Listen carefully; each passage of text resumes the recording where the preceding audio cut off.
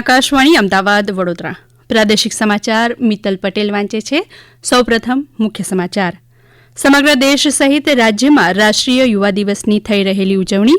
પ્રધાનમંત્રી નરેન્દ્ર મોદીએ જણાવ્યું કે ભારતના યુવાનોની ક્ષમતા ટૂંક સમયમાં ભારતને એક વિકસિત રાષ્ટ્ર બનાવશે. Rajkot statue of unity Ektanagar તેમજ વડોદરામાં આજે આંતરરાષ્ટ્રીય પતંગોત્સવ યોજાયો. કેન્દ્રીય ગૃહમંત્રી અમિત શાહ આવતીકાલથી રાજ્યની 4 દિવસીય મુલાકાતે. છેલ્લા 24 કલાકમાં સૌરાષ્ટ્ર કચ્છના કેટલાક જિલ્લાઓમાં લઘુત્તમ તાપમાનમાં 6 ડિગ્રીનો ઘટાડો. આગામી 2 થી 3 દિવસ ઠંડીનું જોર યથાવત રહેશે. અને ભારત અને આયર્લેન્ડ વચ્ચે આજે રાજકોટમાં રમાયેલી બીજી 1 દિવસીય મહિલા ક્રિકેટ મેચમાં ભારતનો 116 રને વિજય. સમાચાર વિગતવાર. પ્રધાનમંત્રી નરેન્દ્ર મોદીએ કહ્યું છે કે ભારતના યુવાનોની ક્ષમતા ટૂંક સમયમાં ભારતને એક વિકસિત રાષ્ટ્ર બનાવશે.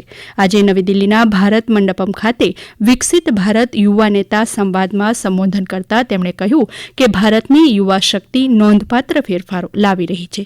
શ્રી મોદીએ કહ્યું કે તેમને નવી પેઢીમાં વિશ્વાસ છે અને તે બધી સમસ્યાનો ઉકેલ શોધી કાઢશે. ભારત की युवा शक्ति का सामर्थ्य भारत को जल्द से जल्द विकसित राष्ट्र बनाएगा. जब करोड़ों युवाओं की भुजाएं विकास रथ के पहिए को आगे बढ़ा रही है तो हम जरूर लक्ष्य पर पहुंच कर रहेंगे. लेकिन मेरी आत्मा कहती है कि लक्ष्य बड़ा जरूर है लेकिन असंभव नहीं है. શુક્રવારથી શરૂ થયેલા 3 દિવસીય વિકસિત ભારત યુવા નેતા સંવાદ કાર્યક્રમ દરમિયાન શ્રી મોદીએ દેશભરના 3000 ઉર્જાવાન યુવા નેતાઓ સાથે વાતચીત કરી હતી. આ કાર્યક્રમમાં રાજ્યના 45 યુવાનો જોડાયા હતા. તેમણે પ્રધાનમંત્રી સમક્ષ વિકસિત ભારત અંગે પોતાના વિચારો રજૂ કર્યા હતા.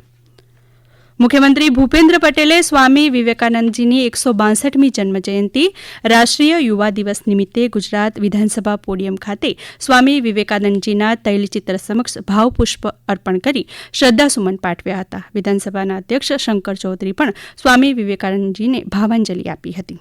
પાટણના રિજિયોનલ સાયન્સ સેન્ટર ખાતે આજે રાષ્ટ્રીય યુવા દિવસ નિમિત્તે સ્વામી વિવેકાનંદજી પર ચિત્ર સ્પર્ધા અને વક્તૃત્વ સ્પર્ધાનું આયોજન કરવામાં આવ્યું હતું.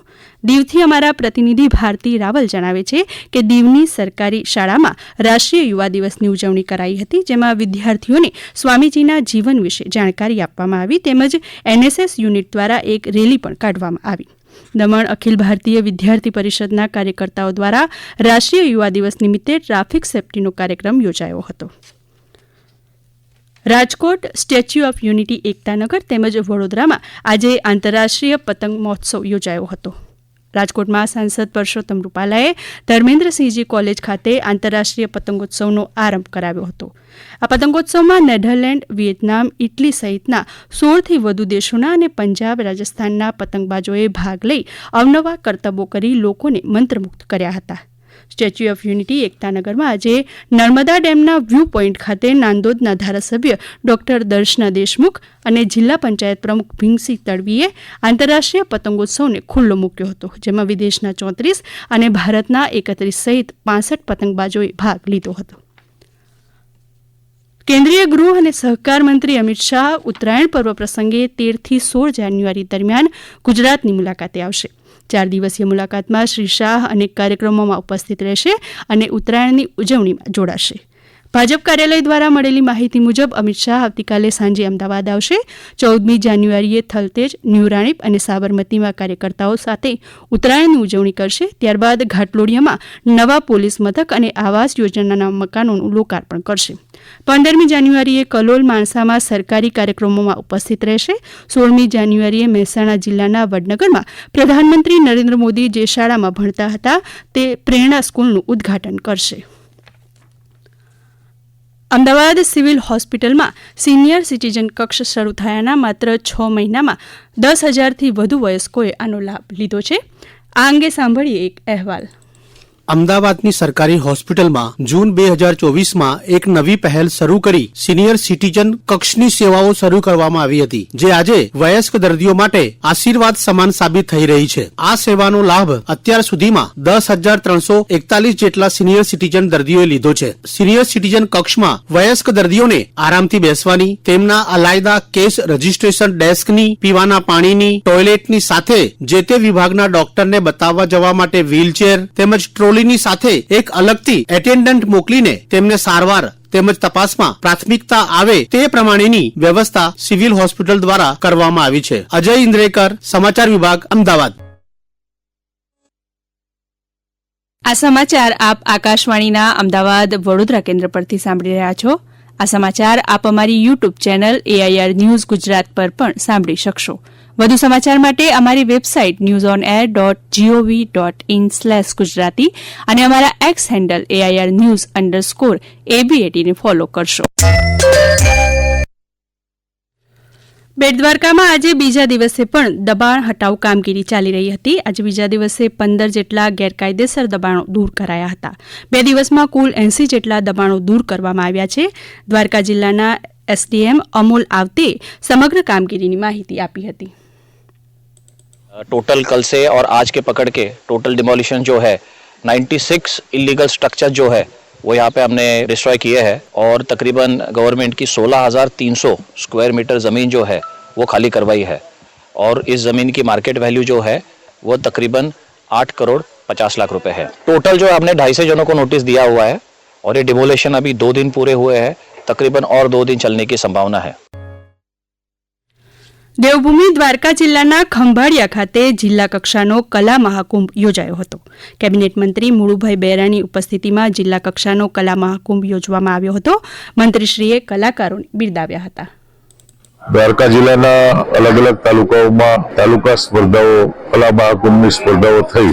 બાળ કલાકારોની ખૂબ મોટી સંખ્યા સ્પર્ધામાં આજે જોડાઈ છે. કલા મહાકુંભનું જે દર વર્ષે થાય છે એમાં આ વખતે દ્વારકા જિલ્લાનું આજે સ્વામી વિવેકાનંદજીના જન્મદિવસ નિમિત્તે એમના દિવસે યોગાનો યોગ આ કાર્યક્રમ કરવામાં આવ્યો છે. હું બધા જ બાળ કલાકારોને અને અન્ય જે કલાકારો ઉપસ્થિત છે એને ખૂબ ખૂબ શુભેચ્છાઓ કરું છું. રાજ્યમાં સૌરાષ્ટ્ર કચ્છના કેટલાક જિલ્લાઓનું લઘુત્તમ તાપમાન 24 કલાકમાં 6 ડિગ્રી સેલ્સિયસ ઘટ્યું. હજુ પણ આગામી 2 થી 3 દિવસ ઠંડીનું જોર યથાવત રહેવાની હવામાન વિભાગે આગાહી કરી છે. રાજ્યમાં 2 થી 3 દિવસના વિરામ બાદ ફરી એક વખત ઠંડીનું જોર વધ્યું છે. ઉલ્લેખનીય છે કે ગુજરાત પર આવતા પવનોની દિશા બદલાતા ફરી એક વખત ઠંડીનું જોર વધ્યું છે, જે ઉત્તરાયણ સુધી યથાવત રહેવાની સંભાવના છે.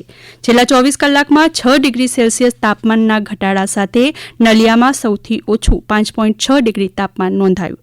રાજકોટ, અમરેલી અને પોરબંદરમાં 11 ડિગ્રી સેલ્સિયસ કરતાં ઓછું લઘુત્તમ તાપમાન નોંધાયું હતું. અમદાવાદમાં 13.9 ડિગ્રી, વડોદરામાં 14.8 ડિગ્રી અને સુરતમાં 17.1 ડિગ્રી સેલ્સિયસ લઘુત્તમ તાપમાન નોંધાયું હતું.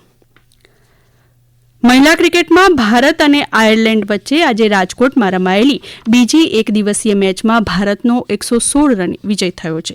પ્રથમ બેટિંગ કરતા ભારતીય મહિલા ટીમે નિર્ધારિત 50 ઓવરમાં 5 વિકેટે 370 રન બનાવ્યા હતા. ભારત તરફથી જેમિમા રોડ્રિગ્સે 102, હર્લિન દેઓલે 89 અને સ્મૃતિ મંધાનાએ 72 રન કર્યા હતા. 371 રનના લક્ષ્યાંકનો પીછો કરતા આયર્લેન્ડે નિર્ધારિત 50 ઓવરમાં 7 વિકેટે 254 રન બનાવતા તેનો પરાજય થયો છે. આ જીત સાથે ભારત આ સ્પર્ધામાં 2-0ની સરસાઈ મેળવી છે. ગુજરાત પ્રાંતીય રાષ્ટ્રભાષા પ્રચાર સમિતિ દ્વારા વિશ્વ હિન્દી દિવસ નિમિત્તે વિશેષ કાર્યક્રમ યોજાયો હતો. આ કાર્યક્રમમાં રાષ્ટ્રભાષા મહાવિદ્યાલયના અર્થશાસ્ત્રના professor doctor Keshar S Chaudhari લિખિત પુસ્તક કૃષિ અર્થશાસ્ત્રનું વિમોચન KEN યુનિવર્સિટીના કુલપતિ ડોક્ટર સુભાષ બ્રહ્મભટ્ટે કર્યું હતું. આ પ્રસંગે ગુજરાત પ્રાંતીય રાષ્ટ્રભાષાના સમિતિના મંત્રી સંચાલક શરદ જોશી પણ ઉપસ્થિત રહ્યા હતા.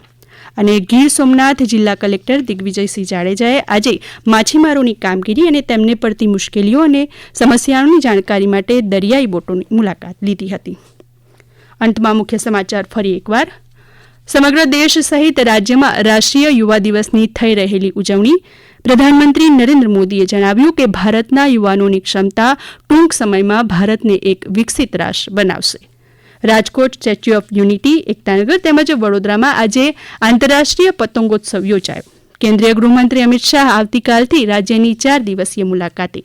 છેલ્લા 24 કલાકમાં સૌરાષ્ટ્ર કચ્છના કેટલાક જિલ્લાઓમાં લઘુત્તમ તાપમાનમાં 6 ડિગ્રીનો ઘટાડો. આગામી 2 થી 3 દિવસ ઠંડીનું જોર યથાવત રહેશે. અને ભારત અને આયર્લેન્ડ વચ્ચે આજે રાજકોટમાં રમાયેલી બીજી 1 દિવસીય મહિલા ક્રિકેટ મેચમાં ભારતનો 116 રન વિજય. આકાશવાણીના અમદાવાદ વડોદરા કેન્દ્ર પરથી પ્રાદેશિક સમાચાર પૂરા થયા.